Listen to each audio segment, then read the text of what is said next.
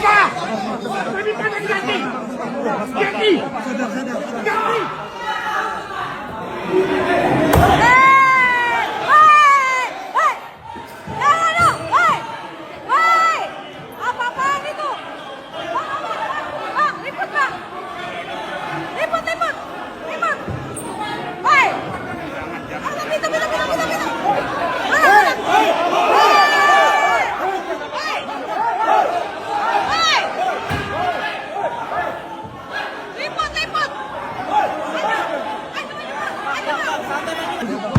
Tidak bisa!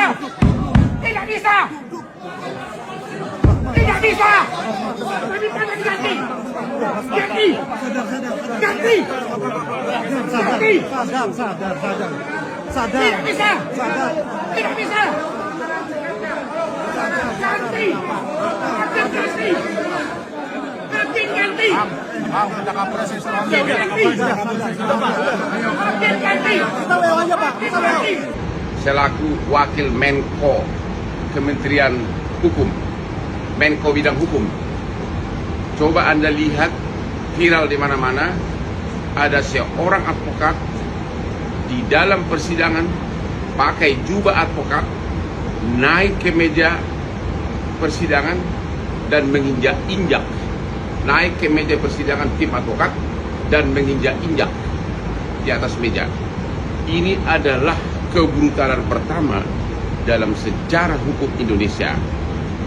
Kami mengharapkan agar Otto yang kebetulan mantan pengacara segera mengusulkan kepada Ketua Mahkamah Agung agar oknum pengacara ini tidak diizinkan praktek sebagai pengacara di seluruh wilayah hukum Indonesia, dan juga agar juga menghimbau kepada Bapak Kapolda Metro dan juga Kapolres Jakarta Utara agar segera diproses oknum pengacara ini karena telah menghina pengadilan. Kejadiannya tanggal 6 Februari 2025 di Pengadilan Negeri Jakarta Utara. Rekan Otto bisa melihat, Otto Hasibuan bisa melihat. Memang terus terang aja sampai sekarang ketentuan undang-undang tentang contempt of court itu nggak ada. Ya, pernah itu diajukan beberapa waktu itu, sudah dia bersama dengan Mahkamah Agung tentang itu, tapi kelihatannya penuh masalah masih. Jadi tidak ada undang-undang contempt of court. Walaupun orang bisa menuduh apakah ini contempt of court atau tidak. Nah, saya sendiri tidak tahu persis kejadian yang sebenarnya, apa alasannya, kenapa terjadi. Tapi kalau saya melihat di video yang ada yang viral, memang ada yang melompat dari meja. Ya, menurut saya sebagai advokat tidak boleh melakukan hal seperti itu. Terlepas itu adalah sidangnya sudah berhenti atau sudah berjalan, tapi kan tidak perlu harus melompat. Nggak ada alasan yang khusus dia melompat meja itu. Nah, persoalannya sekarang adalah ini kan organisasi yang seharusnya mengambil tindakan terhadap seperti itu. Apakah itu dianggap melanggar kode etik atau tidak? Karena kami sebagai lawyer, ya, ini saya bicara lawyer dulu, ya, yang sudah lagi cuti ini. Kami tidak bisa mengatakan orang lain itu melalui media orang itu melanggar kode etik. Jadi kalau saya temukan Anda melanggar kode etik, saya bilang saya akan laporkan dia karena melanggar kode etik. Itu pelanggar kode etik. Saya ini melanggar kode etik. Seseorang advokat yang menuduh seseorang melanggar kode etik dan disampaikan kepada media massa, itu adalah pelanggar kode etik. Jadi kalau saya merasa ada orang lain melanggar kode etik, saya nggak lapor kepada wartawan, saya lapor ke Dewan Kehormatan. Nah, itu soal Dewan Kehormatan mau umumkan, silakan. Gitu. Nah, jadi saya bicara secara umum aja, ya, bicara umum, ya, tidak menunjuk kasus tertentu, bahwa secara umum bahwa kalau seorang advokat itu wajib dia menghormati satu teman sejawatnya. Jadi sesama advokat pun harus saling hormati antara sesama penegak hukum. Dan ketiga, menghormati pengadilan. Itu mandatori itu. Ya.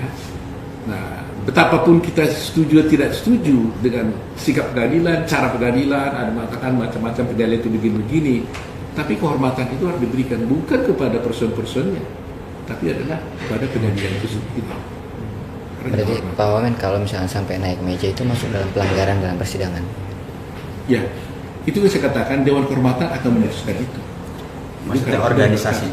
Ya, organisasi. Nah sekarang orang itu ada yang melaporkan dia ke organisasinya nggak? Dia berada di organisasi mana? Ya kan? Nah karena Dewan Kehormatan pun seperti kalau itu banyak kota Peradi, Dewan Kehormatan pun tidak boleh memeriksa itu kalau tidak ada yang melaporkan. Tapi boleh dilakukan pemeriksaan oleh komisi pengawas tanpa ada laporan. Gitu. Nah, saya nggak tahu orang ini dia organisasi yang mana. Gitu.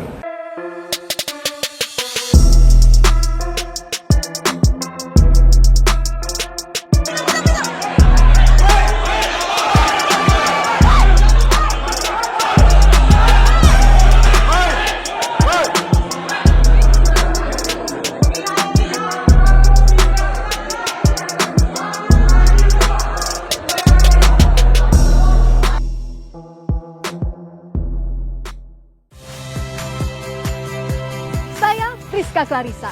Saksikan program-program Kompas TV melalui siaran digital, pay TV, dan media streaming lainnya. Kompas TV, independen, terpercaya.